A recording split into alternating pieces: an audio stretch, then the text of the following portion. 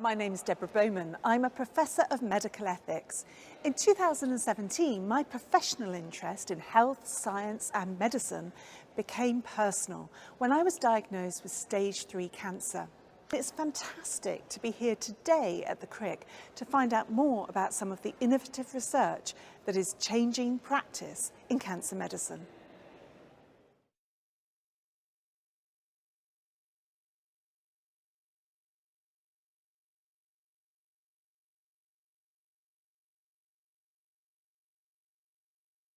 Iraj, tell me, what is it you and your team is doing? Achilles' team is developing cutting-edge science that actually originated in the Crick Institute and using that to make a new kind of therapy in cancers. If you imagine that there is a patient comes into the hospital and from which they have tumour extracted in a surgical procedure that would be typical to what patients would be going through today, we can take the DNA out of that tumour and do something called sequencing so that we can understand exactly what the genetic signature is of that patient's tumour. So now we know exactly what this patient's mutant or cancer DNA looks like. We're also able to take a sample of blood and from that extract healthy DNA and compare the two. And what we are able to do is identify mutations that are specific to the tumour that are not present on the healthy tissue. And that leads to the identification of a specific set of typically proteins that we can target with the immune system. The second thing that we do in the development of the therapy is we're able to take T cells or white blood cells, immune cells, out of the patient as well. And these are extremely potent killers of unhealthy cells. So they're really important. Really important. They're going to do the work for you. They can destroy almost any cell type. The problem is when they got stuck in the tumour, they basically became dysfunctional and shut down. Okay. So we can take them out, and we can also take from your blood a cell that has the ability to activate T cells called a dendritic cell.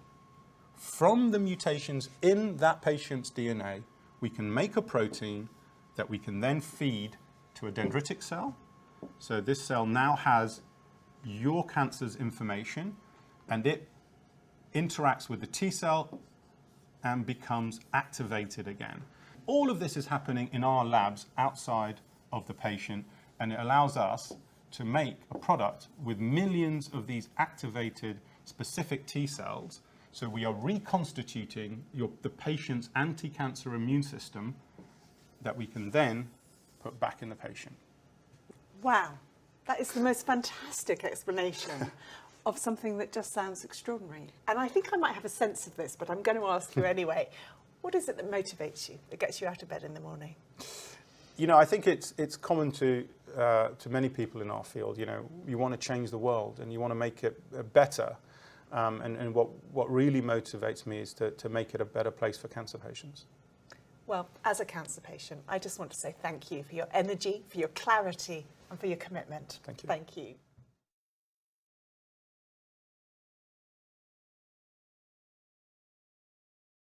Alison, what is translational research? Translational research is the work that's needed to turn discoveries into applications which have the potential to benefit patients. So how do you know in translational research whether something is successful? It's a very complex process. It's a stepwise approach where you will be asking different questions which build confidence in your concept. At what stage are you at? The team are just about to move into testing this concept in humans. So this is a very exciting part of the translational path because it's the first time that the team will be evaluating the safety of this approach in humans, but also the first time that they will understand whether this therapeutic concept does have indeed benefit to patients. It sounds really exciting, but it also sounds quite fragile, actually. What are the barriers to success? At the moment within the industry, around 10% of the concepts that are started will actually translate to a therapy. So 90% will fail? 90% will fail.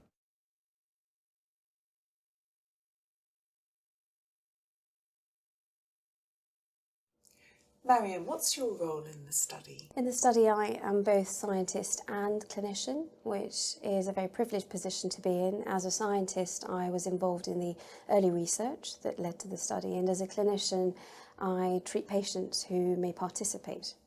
And this is a clinical trial. What does that mean? A clinical trial means that we are interested in this context in demonstrating that a new type of treatment is safe and that it's effective and that patients may benefit. So as a doctor and as a person, what are your own hopes and fears for this particular trial? I do worry at times that we can't predict, and this is the case often in medicine, what might be the potential side effects and risks involved. We know that development of the drug or the product does rely on being able to collect tissue from patients, so these patients have to undergo a surgical procedure, which in itself has its own risks. And we may not be able to always develop the product for other reasons. There may be technical reasons in the laboratory where the product development fails. And that has huge impact on the hopes and expectations of the patient. But I'm hopeful. I'm hopeful. We learn every day. The preliminary data is encouraging in terms of being able to develop this product. And I am hopeful that we can offer patients a personalised medicine that really involves their input, their body, their samples. I think that's very important. And I hope that it's a treatment that changes our view on lung cancer drugs and how we can improve the outcome for them. So do I. Marion, thank you very much indeed. Thank you.